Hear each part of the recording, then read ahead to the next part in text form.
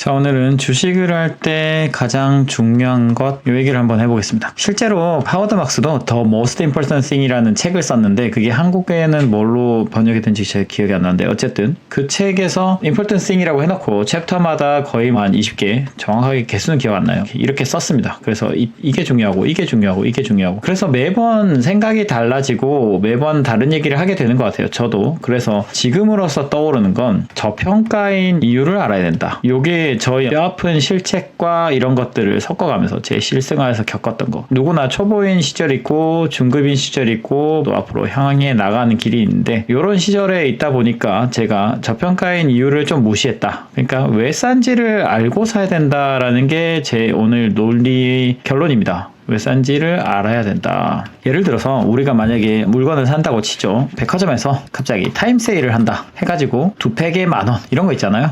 폐점 시간 다가오면 이거는 명확하죠. 아, 이건 타임세일이니까 저건 떨이니까 이해가 되는데 이해가 안 되는 싼 가격을 그냥 받아들이면 안 된다는 게 저희 논리입니다. 저희 기본적인 마인드가 그래요. 그래서 누가 와서 이거 되게 싸다 하면서 뭘 하자 그러면 제일 먼저 약간 이러면 안 되지만 의심부터 합니다. 버핏이 말했듯이 There is no free lunch. 물론 인간적인 면에서는 이 생각을 하면 안 되죠. 나도 베풀려고 해야 되고 남의 베품을 의심하지 않고 이게 받아들이는 것도 중요한 자세인데 경제적으로 그리고 사회적인 시각에서는 왜 싼가? 이거부터 의심을 해야 된다라고 저는 생각해요. 예를 들어 정육점 앞에서 돈가스를 판다. 돈가스를 행사한다고 파는 거예요. 그러면 이게 왜 쌀까? 1번 호객을 위한 건지 아니면 2번 고기가 너무 남아가지고 이거를 처리하기 위해서 하는 행사인지 뭐 이런 것들을 고민을 해봐야겠죠. 근데 이유들 중에 하나가 내가 그게 다 납득이 돼. 괜찮아, 나는 고기 좀 남은 거 그거 상하지 않았으면 괜찮고 뭐 호객을 위해 하는 거면 응할 자신 있어. 납득이 되면 바이. 저는 이렇게 합니다. 그러니까 이게 가격이 싼 게 이유가 납득이 돼야 저는 살 수가 있어요. 왜냐면 그걸 모른다면 뭔가 다른 이유가 있을 거라고 생각하거든요. 경제라는 건 사실 굉장히 효율적이라서 사람들이 손해를 보면서 뭔가를 팔지 않아요. 제가 사업할 때도 어떤 물건을 보면 제가 파는 아이템이 있어요. 예를 들어서 A라는 아이템이 있다고 치죠. 이게 원가를 빤히 알잖아요. 예를 들어서 원가가 1,000원이라고 하면 이게 1,000원짜리 원가인데 어떤 회사가 병원에 그 물건을 A라는 아이템, 종류는 다르겠지만 그거를 갑자기 700원에 넣고 있는 거죠. 혹은 600원에. 그럼 이 납득이 안 되는 겁니다. 원가 이하인데 이 사람은 이거 왜 팔까? 비즈니스를 영속적으로 길게 하는 사람이라면 물론 이제 비즈니스 마인드가 없는 사람을 제외하고 일반적으로 사업을 하는 사람이라면 당연히 이익을 보려고 할 텐데 왜 이걸 적자를 볼까? 나중에 알고 보면 A라는 아이템에서 적자를 보고 B라는 아이템에서 굉장한 흑자를 보는, 그래서 이거를 묶어서 파는 경우도 있습니다. 그러니까 이게 왜 싼지를 잘 모르면 만약에 사업을 한다. 그럼 이제 내가 이 사람과 경쟁을 하기 위해서 내가 A라는 아이템을 원가가 1,000원이지만 저 사람이 A-를 팔고 있는데 600-700원에 팔아. 그러면은 고민을 하겠죠. 내가 고객을 만났더니 자기는 600원에 받고 있대. 그럼 내가 이 가격을 맞출 거냐? 가격을 맞출 거냐? 못 맞추죠? 그거 이상하잖아요. 이걸 어떻게 맞출 거냐? 그럼 이게 프라이싱을 어떻게 할지가 고민이 되게 되는 부분입니다. 어떤 데는 1,400원에 팔고 있고 1,500원에 팔고 있고 그런데 어떤 데는 또 600원, 700원에 팔고 있고 그러면 내가 얘랑 경쟁하기 위해서는 1,300원을 해야 되는지 500원을 해야 되는지 800원을 해야 되는지 감이 안 잡히죠. 이 진상을 알기 위해서는 이게 어떤 구조로 팔리는지를 이해를 해야 된다는 거죠. 그러니까 항상 어떤 현상을 볼 때 귀납적으로 생각하면 안 됩니다. 현실을 그대로 받아들이는 게 아니라 의심부터 해야 된다. 그래서 투자자는 사실 패시미스틱하고 의심이 많은 이런 사람들이 투자를 잘할 수밖에 없는 것 같아요. 걱정이 많고. 저도 이제 누가 말하기를 걱정 인형이라고 하는데 걱정이 많고, 예를 들면 저는 어떤 걱정도 하냐면요, 지금 이제 러시아 전쟁 혹은 인플레이션이 너무 높겠다 이런 걱정하지만 저는 제일 걱정하는 건 기축통화가 무너질까 이런 걱정도 합니다. 왜냐, 기축통화가 달러가 패권이 무너지면 이 달러가 각국에 지금 이제 자산으로 들어가 있잖아요. 자산으로 들어가 있어서 내 자산들이 있는데 이게 달러가 갑자기 의심을 받기 시작해. 공격을 받기 시작해요. 그래서 얘가 달러 가치가 떨어져. 그럼 내 자산이 모두가 축소가 되고 딜레버리징이 일어나면서 자산도 축소되고 모든 게 경제가 쪼그라드는 엄청난 일이 일어날 거기 때문에 요때는 어떻게 해야 될까? 이런 고민도 합니다. 이야기가 좀 샜는데 어쨌든 걱정이 많으면 투자를 잘한다라고 할 수는 없지만 걱정을 많이 하려고 노력을 해야 된다라고 생각해요. 이 얘기는 이제 다음에 한번 다루도록 하고, 원래 하던 얘기를 하자면 싼 이유를 알아야 됩니다. 이 얘기를 제가 하는 이유가 제가 겪었기 때문입니다. 제가 전에도 얘기했지만 2012년, 2014년 요 한 3년 정도 되는 기간 동안 가치주가 엄청 좋았어요. 그래서 제가 저번에도 얘기했지만 제가 운용하는 포트폴리오도 그렇고 추천하는 주식도 그렇고 주식이 그냥 찍으면 올랐어요. 그러니까 이게 오만해질 수밖에 없는 환경입니다. 찍으면 오르고 심지어 포트를 20개 골랐는데 다 올라. 이렇게 되면은 사람이 이렇게 하면 되네 하는 아니란 생각에 빠지죠. 그랬습니다. 그래가지고 그래, 싼 거 사면 주가는 오르는구나 라는 생각을 가졌습니다. 제가 이 얘기를 하는 이유는 여러분이 2019년과 2021년에 요 기간 동안 스토리 주식이 오르는 걸 보고 저렇게 하면 되겠네 라고 생각하지만 아닐 수 있다는 거, 요 얘기를 하기 위함인데, 어쨌든 요 경험을 하면서 제가 자신감이 붙어서 어떻게 했냐, 2015년부터 2019년간 투자를 어떻게 했냐, 싼 거, 그래, 이거 이 정도면 싸네 해서 그냥 아무 이유 없이 싼 거만 담았어요. 싼 거 담기. 근데 여러분도 아시겠지만 싼 거를 하나씩 발굴하기 시작하면 이게 모이고 요게 모이고 요게 모이고 요게 모이게 해서 내 종목 포트폴리오 수가 늘어납니다. N이 늘어나고 수익률은 낮아지죠. 당연히 개수가 늘어나기 때문에 수익률이 낮아지고, 어떻게 보면 이제 변동성이 낮아지는 거죠. 변동성이 낮아지니까 덜 깨먹기도 하지만 버는 것도 없다. 이렇게 됩니다. 그리고 이게 안일해집니다. 여러 개 있으니까 크게 불안한 느낌도 없고, 왜냐면 얘가 빠지면 얘가 또 올라주고 이런 생각이 듭니다. 그러니까 이제 최적화도 안 되고 싼 이유에 대해서 고민을 별로 안 했던 것 같아요. 그러니까 사실은 지금은 어떻게 하냐면 개수를 제한을 해요. N을 4개에서 5개 요 이상을 가져가지 않으려고 합니다. 그래서 이 5개를 선발하기 위해서 뼈를 깎는 노력을 한다. 여기 5위 안에 들기 위해서 많은 종목들이 각축을 벌이면서 프로듀스 101 하듯이 얘가 더 낫다, 그럼 너 빠져, 이런 식으로 계속 하는 거랑 그냥 종합 선물 세트처럼 모아가는 거랑 다르죠. 그러니까 주식 시장을 뒤져보면 싼 거는 정말 많거든요. 여러분, 이 싼 거 많다는 거를 깨닫기까지 굉장히 시간이 오래 걸립니다. 왜냐? 내가 볼 때마다 싼 거를 발견한 것 같거든요. 그렇지만 정말로 한 2,000 종목을 넘게 본다. 저는 이런 시도를 했다고 했죠. 기업부터 희업까지 보고, 희업부터 기업까지 보고, 그 다음에 소팅해서 보고, 거꾸로도 보고, 주가 차트 기는 것만 보고, 그날 하락 제일 큰 것도 보고, 온갖 수단을 다 해봤습니다. 그래서 다양한 방식으로 종목을 보다가 결국에는 이렇게 가나다 순으로 보기도 하고,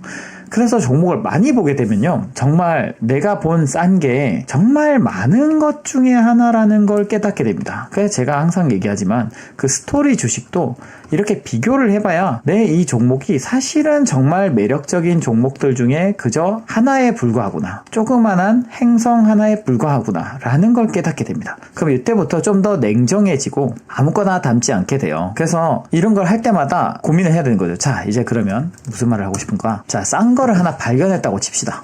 어떤 종목이 PER이 3배예요. PBR은 그냥 아무 말 하는 겁니다. 0.5배. 이렇다 치죠.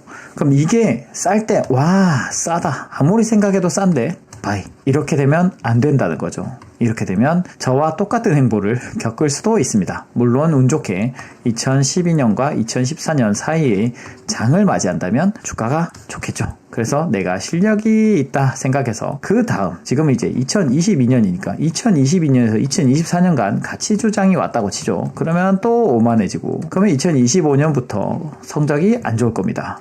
그러니까 제가 말하고자 하는 바는 그냥 싸다고 담는 건 절대 안 된다. 이유를 알아야 되는 거예요. 이런 거죠. 모든 게 완벽하면 가격이 비싼 거고요. 가격이 싸다는 건 분명히 어딘가에는 흠이 있는 겁니다. 그 흠을 내가 받아들일 수 있느냐? 없느냐, 이게 중요한 거죠. 그래서 만약에 명확한 이유가 있는, 예를 들어 제지회사 하면 떠오르는 건 1번 Q가 줄고 있다. 누가 요즘 종이 쓰냐? 종이 Q가 줄고 있고 우리가 상상한 것만큼 가파르진 않지만 줄고 있는 건 확실하죠. 두 번째, 프라이스를 함부로 높이기 어렵다. 이것도 맞죠. 세 번째, 펄프 가격이 뛰고 있다. 이런다면 이게 명확한지 이것 때문인지, 주가가 안 좋아지면 이 세 가지 이유가 다 거론이 되는데 사실 그 주 드라이브 하는 용인이 되게 중요한 겁니다. 원인이 중요하죠. 그래서 만약에 펄프가 이렇게 미친듯이 뛰고 있다. 물론 펄프의 수혜를 받는 펄프를 끼는 회사도 있지만 대부분의 제지 회사는 일단 인쇄용지라고 치죠. 인쇄용지는 펄프가 뛰면 안 좋죠.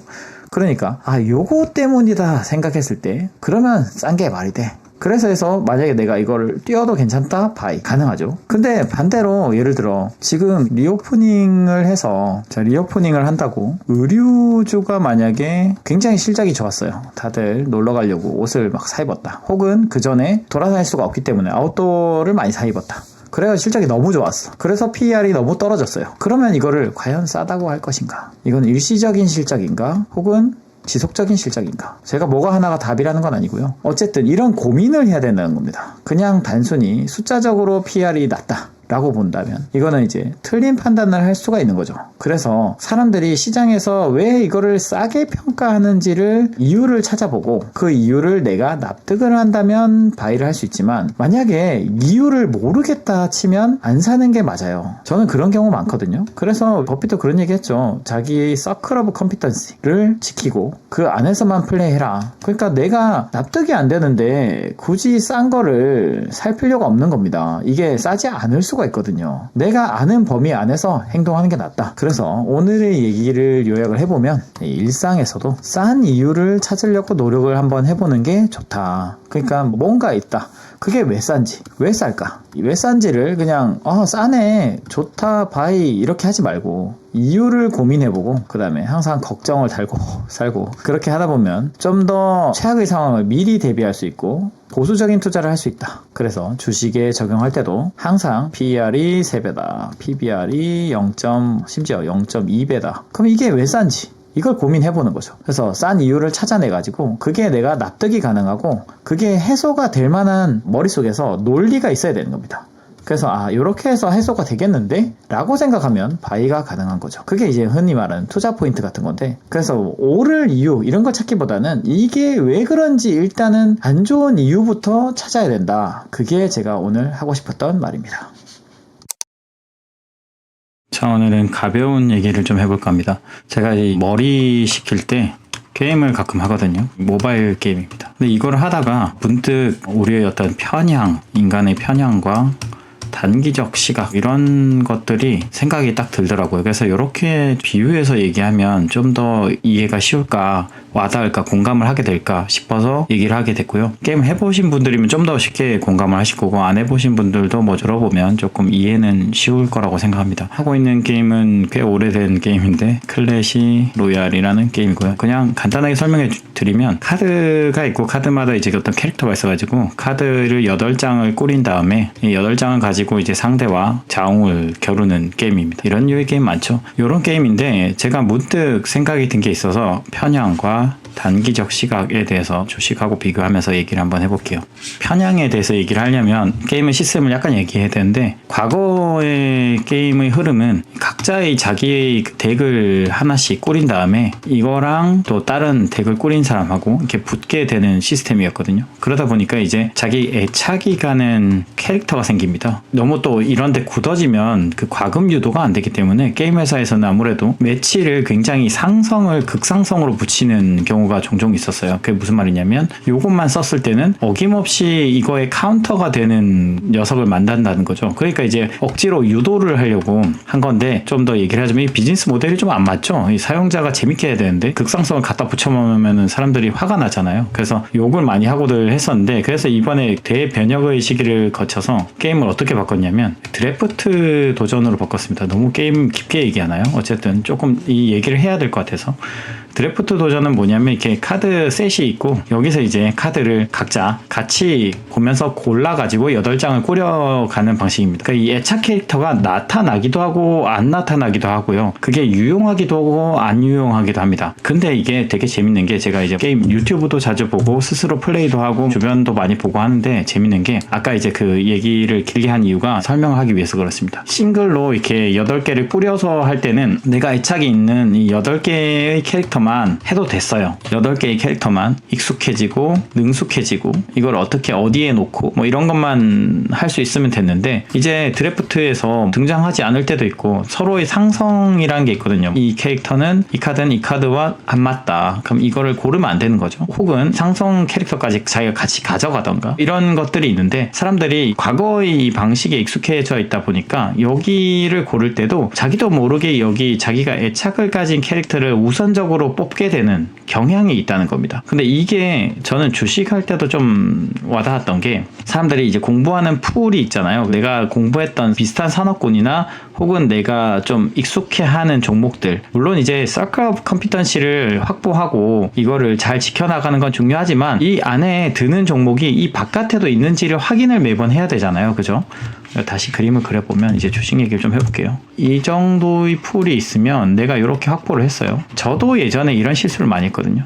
비즈니스 모델이 좋은 종목만 거래를 할 거야 라고 생각을 해서 여기 안에서만 거래를 하고 싶었습니다. 한번 공부를 쫙 해보니까 이 정도가 딱 내 스타일인 것 같아. 그런데 재밌는 게, 기업도 상황이 변하고 제가 이제 좀 투자한 기간이 오래됐잖아요. 그러면은 분명히 저 기업은 진짜 볼 필요가 없어 라고 생각을 했는데, 다시 공부해 보니까 지금이 정말로 투자하기 좋은 시기인데 라고 생각이 될 때가 있습니다. 저번에도 말했지만 제 시각이 변하기도 했겠지만 기업도 변하거든요. 그래서 기업의 구조가 바뀌었어요. 사업 모델이 바뀌었고, 혹은 다른 사업을 추가했거나 혹은 경쟁 구도가 바뀌었다거나, 이런 거 제가 저번에 얘기 드렸죠. 이제 의류 업체가 예전에 OEM은 이거 절대 수익이 나지 않았죠. 왜냐면 의류 시장이 엄청 커지고 있었으니까요. 그러니까 경쟁 구도도 확보가 안 됐고, 그래서 이제 버핏도 벅샤 해서웨이를 샀다가 그 반성의 의미로 그거 유지하면서 이제 자기가 다른 회사로 탈바꿈을 시킨 건데, 저는 이것도 지금은 이제 투자할 만하다고 생각하거든요. 항공도 그랬죠. 항공 예전에 버핏이 맨날 입버릇처럼 얘기했죠. 항공사 절대 사면 안 된다. 이거는 절대 사면 안 된다. 그래놓고 본인이 샀죠. 산 이유가 뭐겠습니까? 본인이 생각할 때 뭔가 좀 바뀌었다. 혹은 LCC에 투자한 거든지 어쨌든 자기 나름의 이유가 생긴 거겠죠. 항공 아예 쳐다도 보지 마라. 가격을 바꿀 수가 없다. 가격을 1센트도 올릴 수 없다. 뭐 이렇게 얘기를 했었는데, 자기가 투자하게 된 이유도 뭔가 상황이 좀 변했다라고 생각을 하는 겁니다. 그러니까 제가 하고 싶은 말은, 사실 아까 다시 게임 얘기가 조금 비교를 해보자면 이런 거죠. 내가 익숙한 몇 개 가지고만 플레이를 하려고 하면, 아까 그 드래프트라는 게임 도전에서는 자기가 능숙해지기가 힘들어요. 왜냐?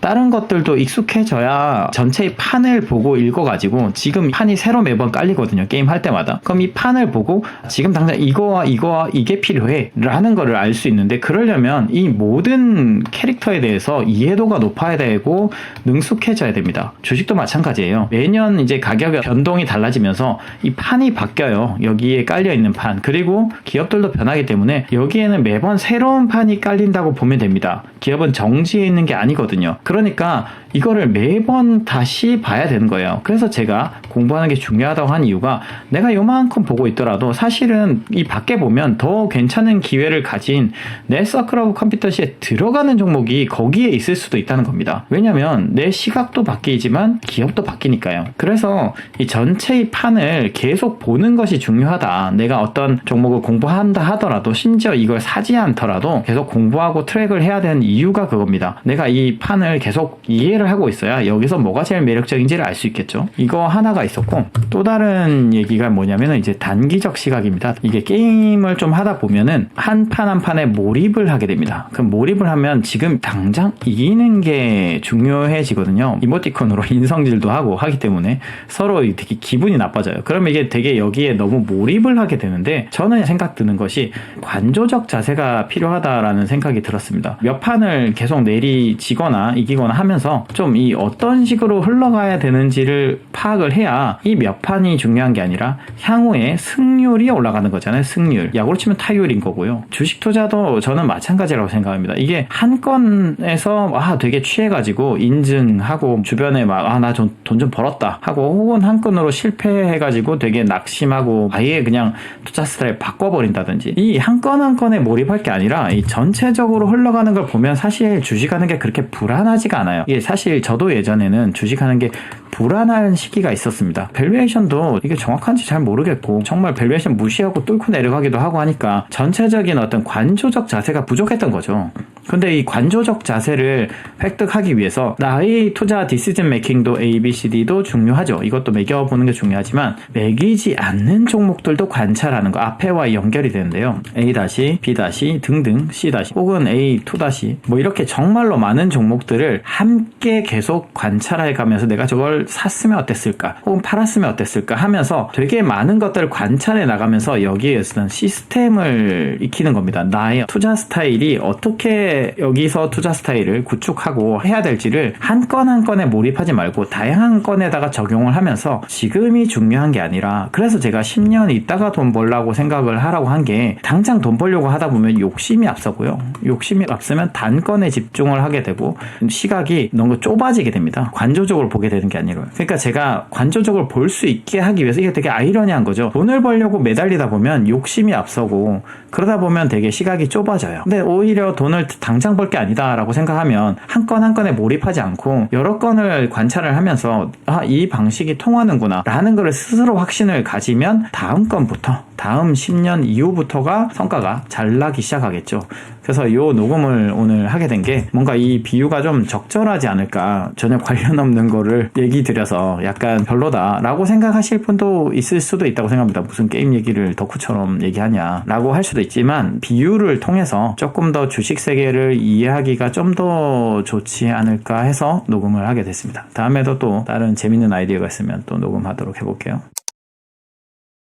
자, 오늘은 간단하지만 중요한 생각, 개념 이런 거를 얘기해 볼까 합니다. 사실 이게 심플한 아이디어라서 중요한 얘기는 사실 다 심플하죠. 근데 이거를 제가 길게 녹음할 만한 내용이 될까 생각을 하다가 그래도 혹시나 도움이 될까 해서 녹음을 하게 됐고요. 이 얘기의 발단은 이겁니다. 부동산, 예전에도 얘기했지만 다양한 에셋 클래스를 보고 그 중에서 어느 에셋을 선정하는지가 되게 중요하다고 했죠. 지역도 중요하지만 종류도 중요하죠. 그래서 제가 부동산을 주식만큼 잘하지는 않지만 그래도 항상 관심 있게 보는 자산 중에 하나입니다. 보다 보면 사람들이 책 같은 걸 인용을 많이 하더라고요. 그래서 자주 인용되는 책이 있는데 그 책에서 어떤 내용이 있었습니다. 그 내용이 뭐였냐면 지금 이제 평가손이 발생해도 그 어디까지나 평가손해일 뿐이고 실제 팔지 않으면 손해가 아니다. 뭐 이런 내용이었어요. 그래서 이제 마음을 다잡고 지금 내가 가지고 있는 집 되게 가치가 좋지 않냐. 생활에 편리함을 주고 너무 좋기 때문에 그 가치가 없어지는 거 아니기 때문에 마음 편하게 먹어라. 이런 내용이었어요. 그래서 취지는 제가 이해는 합니다만 여기 내용과 제가 와닿지 않는 부분이 있어서 말을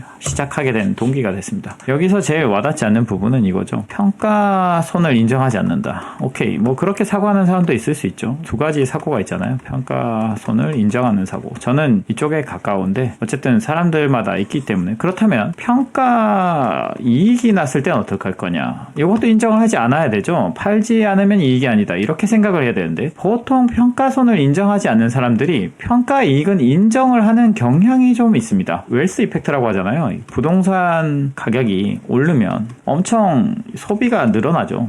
내 자산이 늘어난 것처럼. 이런 효과가 있음에도 불구하고 대부분 사람들이 평가손을 인정하지 않는데 이게 되게 좀 아이러니컬한 거 아닙니까? 오를 때는 내 자산이고 내릴 때는 내 거가 손해가 난 게 아니다. 한 가지 관점으로 생각을 해야 되는데 평가를 하나 안 하냐를 자기한테 유리하냐 불리하냐로 평가를 한다 이거죠. 그래서 이게 되게 비대칭적 사고다. 이게 되게 감정이 개입이 된 거죠. 그래서 저는 이게 되게 문제다 생각을 했고 주식에 있어서도 사실 근데 이런 일이 있어요. 그래서 제가 이거를 연장해서 주식 얘기를 하려고 했습니다. 무슨 얘기를 하려고 했냐? 자, 여러분들이 주식을 산다 하면은 대부분 어떻게 생각합니까? 오를 거라고 생각하죠. 근데 이게 잘못된 생각인 게 주식이란 건 제가 말했지만 단기적으로는 랜덤워크입니다. 동전 던지기와 다를 바가 없어요. 오를 수도 있고 내릴 수도 있고 정확하게 50대 50입니다. 50-50죠. 요즘에 문제가 많은 50-50. 이 오르고 내리는 게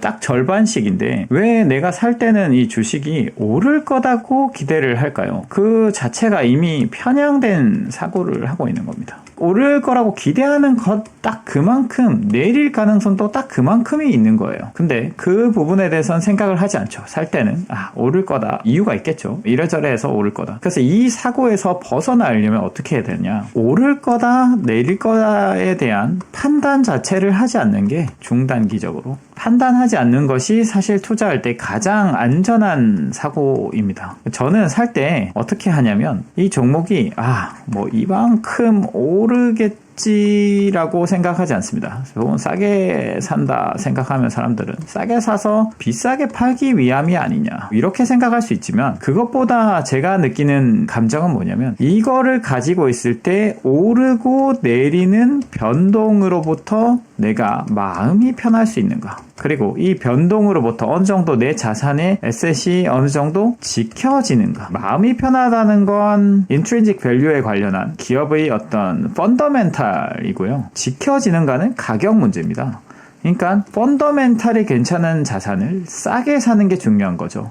이 두 가지가 되게 중요한데, 제 입장에서는 얼마나 얘가 내려가는 하방 가능성과 올라갈 가능성이 항상 공존하지만, 길게 봤을 때는 다른 자산에 비해서 덜 내려가고 결국에는 시간이 지나면서 내 자산을 좀 보존할 가능성이 높아진다 라고 생각해서 사는 거죠. 근데 그게 결과적으로 드러나는 것이 너무 눌려 있다 보면 조금 위로 올라가기도 하니까 이제 남들이 보기에는 예측을 잘한다 라고 생각을 하게 되는 겁니다. 버핏도 그렇고 제가 읽은 많은 투자자들이 남들이 보기에는 저렇게 잘 맞추지 라고 얘기를 듣는다고 하는데, 저도 그런 얘기를 듣거든요. 와이프가 이제 굉장히 오랜 기간 제 투자를 지켜봐 왔기 때문에, 연애하던 시절부터. 그러면은 어떻게 이렇게 오빠는 몇 년 후에 이거를 예측을 잘하냐, 맞추는 걸 잘하냐 이런 얘기를 하는데, 제가 뭘 맞출 수 있거나 맞출 능력이 있거나 그렇진 않습니다. 무슨 수정구슬을 가지고 있어가지고 미래를 예견하고 엄청 인사이트가 있어서 미래를 내다본다든지 그렇진 않습니다. 그게 아니고요. 너무 과도하게 눌린 자산은 올라가기도 하고 너무 오른 자산은 내려가기도 한다는 경향성을 믿는 거, 이게 전부입니다. 경향성을 믿고요. 그 다음에 너무 인식이 되게 내려간 자산을 그냥 싸게 사서 가지고 있는 거죠. 그래서 얘가 이렇게 기어다닐 수도 있고 심지어 내려갈 수도 있고요. 근데 시간이 지나다 보니까 제 값을 받더라. 이게 전부인 겁니다. 그러니까 이 사고와 아까 그 오를까 내릴까 사고는 투자에서 확률이 되게 달라지는 겁니다. 오를까 내릴까 베팅은 무조건 50-50.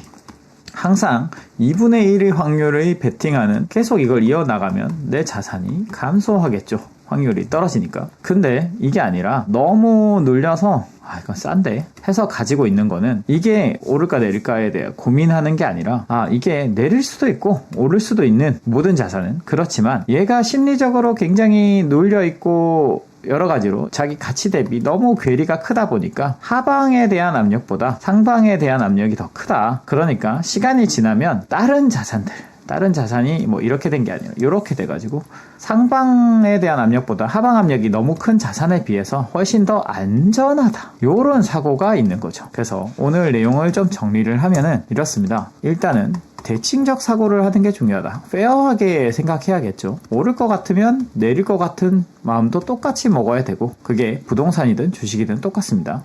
그리고 두 번째로 대칭적 사고를 하면서 내가 주식을 살 때 오를 거라고 예측을 한다든지 기대를 하거나 이렇게 사기보다는 내가 이 자산을 샀을 때 마음 편히 살 수 있는가. 당연히 마음 편이라는 건 내릴 수도 있다는 가능성을 내포하고 있는 겁니다. 마음 편하려면 가격도 매력적이어야 되겠지만 펀더멘탈도 안전해야겠죠. 이 두 가지만 생각하면서 사면은 당장 오를 주식을 고를 수는 없겠지만 장기적으로는 자산이 꾸준히 지켜지는 투자를 할 수 있다. 이 얘기를 해보고 싶었습니다.